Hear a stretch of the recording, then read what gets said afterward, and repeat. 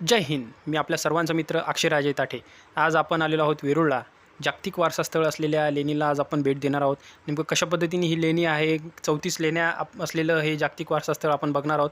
आपण समोर बघतोय हे डोंगरातनं काळ्या पाषाणातनं कोरलेलं हे लेणी. आपल्यासोबत काही पर्यटकसुद्धा आहेत. आलेले आहेत जागतिकमधलं. त्यांच्याशी आपण चर्चा करणार आहोत. कशा पद्धतीने ही लेणी कोरलेली आहे, कैलास लेणी कशी आहे, 34 लेण्या कशा आहेत हे आपण बघणार आहोत. पर्यटकांसोबत आपण चर्चा करणार आहोत, त्यांचा अनुभव कसा आहे ते. What is your experience? Yeah, great. So, Very good, very nice. okay. So, your experience in to visit in Kailash Temple? Oh, beautiful. Beautiful. Yeah. It's a historical place of Aurangabad, and it's many caves. मतलब it's a Buddhism and Hinduism culture. Longer. We do all the research first. Okay, great, thank you. पर्यटकांना आवडलेलं आहे कैलास लेणी आणि कशा पद्धतीने ही लेणी आहे. पर्यटकांनी रिसर्च करण्यासाठी म्हणजे अजून रिसर्च व्हावे अशी अपेक्षा व्यक्त केली. आपण आतमध्ये जाणार आहोत. ही कैलास लेणीचं हे बाहेरचं द्वार. आतमध्ये आपण प्रवेश करणार आहोत. कशा पद्धतीने ही लेणी आहे हे बघा. आपण बाहेर बघू शकतो की 8व्या शतकात कोरलेली ही ऐतिहासिक अशी लेणी. प्रवेशद्वारावरच ही बसलेली अप्सरा आपल्या स्वागतासाठी. हे पाषाण आपण बघतोय कशा पद्धतीने कोरलेलं आहे. पाषाणातनं बनवलेला 8व्या शतकातलं दंतीदुर्ग राजा यांनी बनवलेलं हे असलेलं कैलास टेम्पल हे आपण बघू शकतो. हे 5 रुपयाच्या नोटेवर आपल्याला बघायला मिळतं असलेलं हा स्तंभ कशा पद्धतीने आहे ते. पर्यटक असलेले हे 5 रुपयाच्या नोटीवर आपल्याला बघायला मिळतंय असलेलं हे स्तंभ.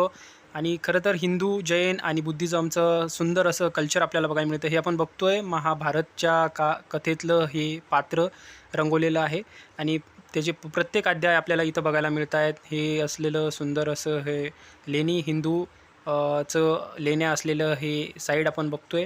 इथं आपल्याला 3ही धर्माचा संबंध बघायला मिळतोय. 17 लेण्या या हिंदुइझमच्या आहेत हे आपण बघतोय.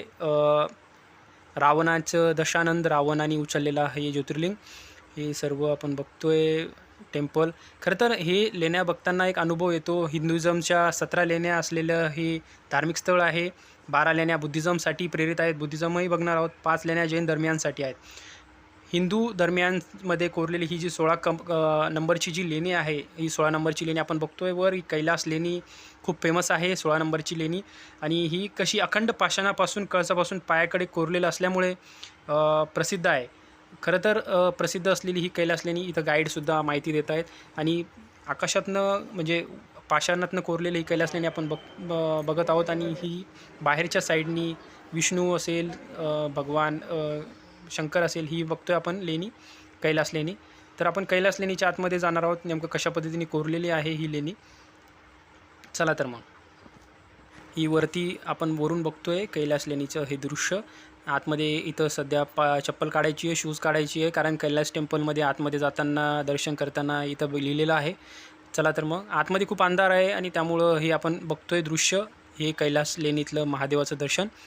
आणि बाहेर आल्यानंतर हे सुंदर असं हे दृश्य आहे. कसं तर वरून जे काळ्या पाषाणातनं कसं कोरलं असेल 8व्या शतकात दंतीदुर्ग राजा. खरं तर 10 पिढ्या आणि 200 वर्षाचा कालखंड लागलेला आहे हे कोरण्यासाठी. 10 पिढ्या याच्यात गेलेल्या आहेत. असा हा ऐतिहासिक ठेवा आपल्यासमोर बघताना आणि दाखवताना खूप आनंद होतो आहे. हे आपण बघतोय बुद्धिझमची ही 10वी लेणी आहे. इथं ह्या 10व्या लेणीमध्ये आज इक्विनॉक्स म्हणजे 4 ऑक्टोबर हे डायरेक्ट इक्विनॉक्समुळे हे दृश्य आहे हे डायरेक्ट बुद्धांवर पडलेलं आपल्याला बघतोय. ओम नमो बुद्धाय. कसं वाटलं हे लेणी नक्की कळवा. ऐतिहासिक वारसा स्थळ जपूयात, लेण्यांचं संवर्धन करूयात. आपल्या प्रतिक्रिया नक्की कळवा. कशा पद्धतीने हा लेण्यांचा प्रवास आपल्याला वाटला. धन्यवाद.